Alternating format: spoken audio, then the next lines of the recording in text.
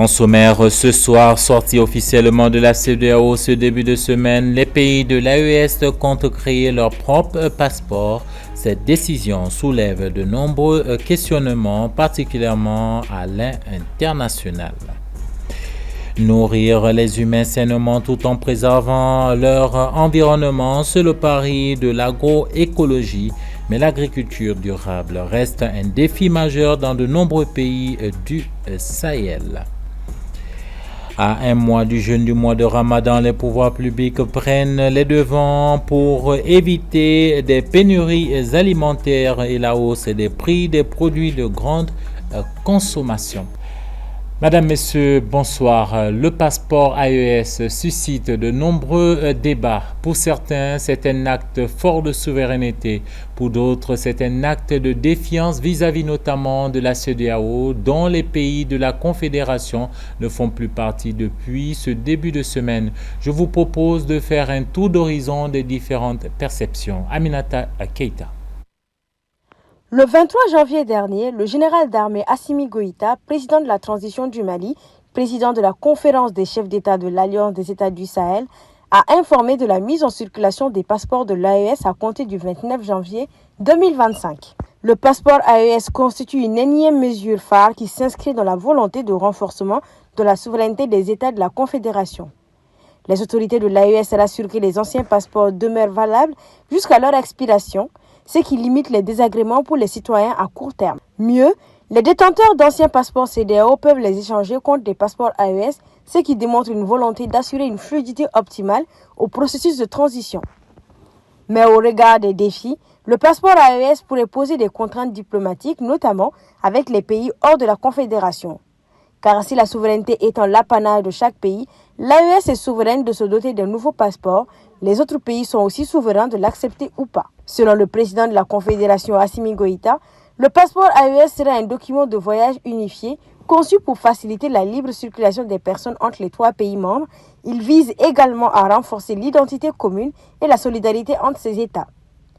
Les autorités ont précisé que ce passeport respectera les normes internationales en matière de sécurité et qu'il pourrait être reconnu par plusieurs partenaires internationaux. Si le lancement du passeport AES est applaudi comme un acte de souveraineté, il soulève également des questions pratiques. Comment ce document sera-t-il perçu par les autres États africains et la communauté internationale? Quel sera son impact sur la mobilité des citoyens au-delà de l'espace AES? Par ailleurs, l'Alliance devra relever de nombreux défis. La mise en place d'infrastructures adaptées, la reconnaissance internationale du document et la sensibilisation des populations seront essentielles pour assurer le succès de cette initiative. Le directeur général de la police des frontières, le contrôleur général de police, Cheikh Keïta, a rassuré ceux qui ne sont pas convaincus que le passeport nouvellement mis en circulation sera considéré comme un document valable. Pour les autres pays, le directeur général de la police des frontières dira que toutes les dispositions possibles ont été prises pour l'acceptation de ce changement survenu sur le passeport dans la mesure où chaque pays est souverain pour confectionner son passeport. Ce nouveau passeport destiné à faciliter la circulation des populations au sein de l'espace Sahel symbolise la volonté des 3 pays de renforcer leur intégration régionale. Selon le général Daoud Ali Mohamedine, ministre de la Sécurité et de la Protection civile, cette initiative bénéficiera directement aux citoyens des pays membres de l'AES. Il a rappelé que cette nouvelle mesure permettra une libre circulation des personnes au sein de l'espace AES tout en s'inscrivant dans un cadre juridique déjà bien établi par les accords de la CEDEAO. Selon le ministre de la Sécurité, le général Daoud Ali Mohamedine, les modalités d'acquisition du passeport AES resteront inchangées. Dans le but d'augmenter l'accès à l'eau potable au Mali, la Banque mondiale a approuvé un crédit de 100 millions de dollars, soit plus de 63 milliards de francs CFA pour l'Association internationale de développement IDA. Ce montant va également permettre d'améliorer la conservation des sources d'eau dans certaines villes du pays, nous dit Ibrahim Babi. Le projet d'appui de l'eau au Mali soutiendra l'amélioration de l'accès aux services d'eau potable à Bamako, Mopti, Sévaré, San, Ouelesebougou, Djoïla, Bafoulavé, Maïna. Pour Bamako, les travaux concernant le transfert d'eau de Djikoroni Para à la station de Missira et de la station de Missira à Kati Sud. La construction de stations de pompage à Missira, celle d'un château d'eau de 2000 m3 ainsi que des branchements sociaux pour les ménages non raccordés à un réseau d'eau potable. Pour les villes secondaires, le projet supportera la construction de systèmes d'alimentation en eau comprenant la réalisation d'infrastructures de production pour un volume de 24 400 m3 par jour. Des stations de pompage, 3 châteaux d'eau de 2000 m3 chacun, un réservoir semi-enterré de 1000 m3, un réseau de distribution d'eau, des branchements sociaux et des bornes fontaines publiques dans les périphéries. Il est également prévu l'acquisition d'équipements de détection des fuites pour la réduction des eaux non facturées, l'amélioration de la qualité des services d'alimentation en eau et une meilleure maîtrise des réseaux et des coûts d'exploitation.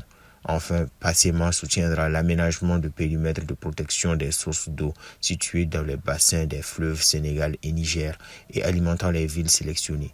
Ces investissements bénéficieront à quelques 500 000 personnes, dont environ 50% de femmes et 19,2% de jeunes répartis comme suite. 227 000 personnes auront accès au moins aux services d'eau de base. 270 000 personnes bénéficieront d'une meilleure qualité de service et 30 000 personnes dans les zones rurales proches des villes de la mise en œuvre du projet bénéficieront de la restauration des écosystèmes. Sans transition, l'AAC, Haute Autorité de la Communication, entend désormais contribuer à l'assainissement du secteur de la communication et des réseaux sociaux à travers le nouveau texte sur la presse. Selon le président de cet organe de régulation de la communication au Mali, les innovations proposées dans le nouveau texte sur la presse qui seront proposées au CNT, permettront à l'AAC de réguler les réseaux sociaux en appliquant les textes de régulation à tout internaute suivi par au moins 15 000 personnes. Pour la HAC, à partir de ce seuil, les communications ne sont plus du domaine privé. La Haute Autorité de la Communication estime que les textes actuels ne lui permettent pas de sanctionner le journaliste auteur d'un fait incriminé en cas de faute avérée. Un mot d'agriculture durable, l'agroécologie, vous en avez certainement déjà entendu parler, mais savez-vous que c'est l'une des solutions les plus marquantes pour nourrir la planète tout en la respectant? Explication de Paul Yapinguessan. Le modèle agricole industriel a démontré qu'il n'est ni durable ni résilient. La crise du Covid-19 a mis en exergue ses limites et ses défauts. Des alternatives existent. Parmi celles-ci, l'agroécologie est la plus courante avec les objectifs de développement durable. Agriculture durable, agriculture résiliente, ça veut dire la même chose selon l'appellation. Et c'est une agriculture, comme son nom l'indique, qui s'inscrit dans la durée. Ça veut dire quoi? C'est l'agriculture qui, en pratiquant aujourd'hui, fait attention à la nature, à la terre, et pour permettre aux populations de demain, ceux qui vont vivre sur cette terre-là demain, puissent encore trouver qu'on a préparé quelque chose de bien pour eux. L'agroécologie met l'accent sur la diversification des cultures et des pratiques agricoles, ainsi que sur l'utilisation de techniques respectueuses de l'environnement. C'est l'agroécologie, donc tout ce qui fait attention à l'agriculture, ça veut dire à la terre, mais aussi à l'environnement. Donc c'est ça, un peu les deux mis ensemble, c'est ce qui fait l'agroécologie. Et quand vous regardez les pratiques de l'agroécologie, ça nous revient un peu en arrière sur nos pratiques ancestrales, comment nos ancêtres étaient en train de faire, parce qu'en vivant avec moins de pesticides, moins d'insecticides et moins vraiment de pratiques néfastes qui vont détruire vraiment nos terres. Les systèmes agroécologiques sont plus résilients face aux aléas climatiques, tels que la sécheresse, les inondations et les tempêtes, car ils sont capables de mieux absorber et retenir l'eau, de préserver la biodiversité et de réguler les cycles biologiques, et moins dangereux pour la santé.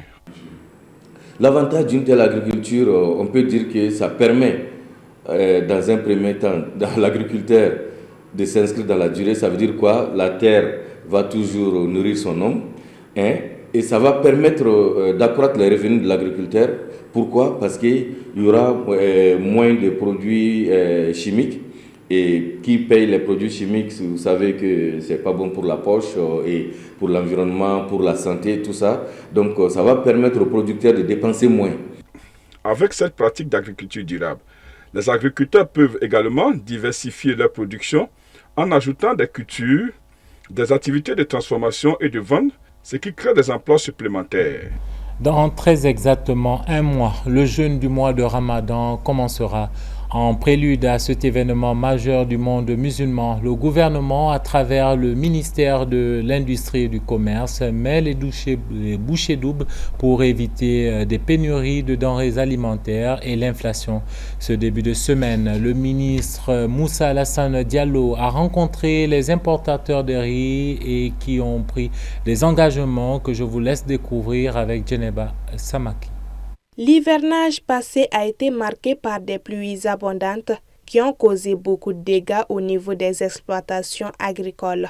Ces dégâts se traduisent par une perte de production.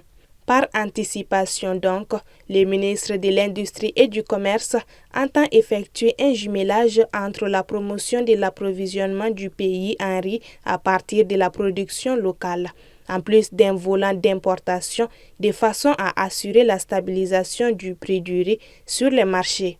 Ainsi, des mesures concrètes ont été prises pour soulager les paniers de la ménagère.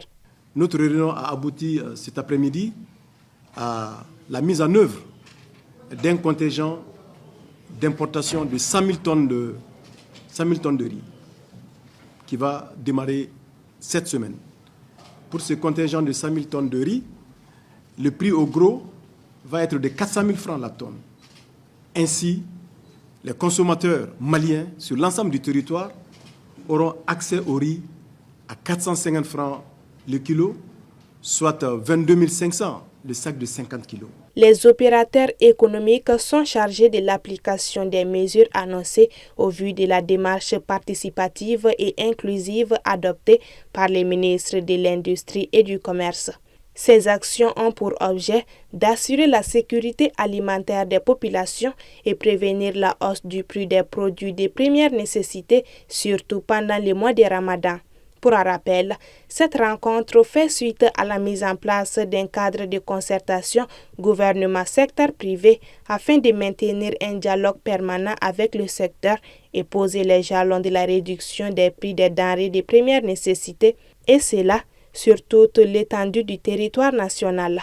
Dans l'actualité sous-régionale au Bénin, dans un communiqué publié le 31 janvier, le Parti Les Démocrates, principale formation d'opposition, fustige le fonctionnement de la justice et les récentes modifications du code électoral moins d'un an avant les élections générales.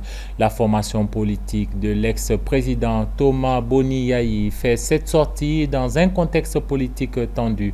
Le 22 janvier 2024, lors d'une rencontre avec 28 députés du Parti Les Démocrates, le président de la République s'était engagé à terminer son second et dernier mandat dans les mêmes conditions de son accession à la magistrature suprême en 2016, je cite, « dans la paix et dans la ferveur ». Or, quelques semaines plus tard, suite à l'échec d'un projet de révision constitutionnelle, le parti dénonce un durcissement du code électoral par la majorité parlementaire, une disposition que les démocrates interprètent comme une manœuvre pour contourner l'obligation faite aux partis d'obtenir chacun 20% du suffrage exprimé dans toutes les circonscriptions électorales. Star de la musique malienne, Mariama Ba Lagari rejoint Olantex en tant que nouvelle ambassadrice. Première artiste féminine malienne à être ambassadrice de cette marque, Mariama Ba fait partie désormais de cet héritage porté par l'artiste de renommée internationale comme Sidiki Diabaté. Récit de Soumaïla Fani. Connue pour sa voix mélodieuse, Mariama Ba Lagari est une cantatrice malienne ancrée dans la tradition musicale mandingue. Alliant authenticité et modernité, elle rejoint la marque Olantex avec pour mission de célébrer l'identité et la beauté africaine à travers la mode. La mission de Mariama Ba, c'est simple, c'est promouvoir, faire la publicité de Olantex et ne porter des marques de Olantex partout dans le monde. Pour cette collaboration, la star emblématique de la musique malienne s'est dit honorée de rejoindre un héritage d'artistes incroyables qui ont représenté Olantex comme Sidiki Diabaté et autres. Olantex a signé Mariama Ba pour promouvoir ses pains. Donc c'est dans ce cadre-là, nous, on va promouvoir les pains de latex.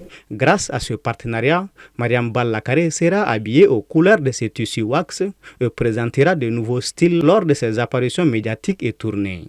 Donc, on latex, on fasu bois la kanja, on va que mini jupué, nan kontan on va que clôturer. Anko kani, amada wakama, anko kani sa, anko kani, pantoloma mine, guloki va mine, olatex va mine, anko kani sa. Point final à cette édition d'information que j'ai pris plaisir à vous présenter. Madame, Monsieur, merci de votre fidélité, particulièrement à Accra, au Ghana.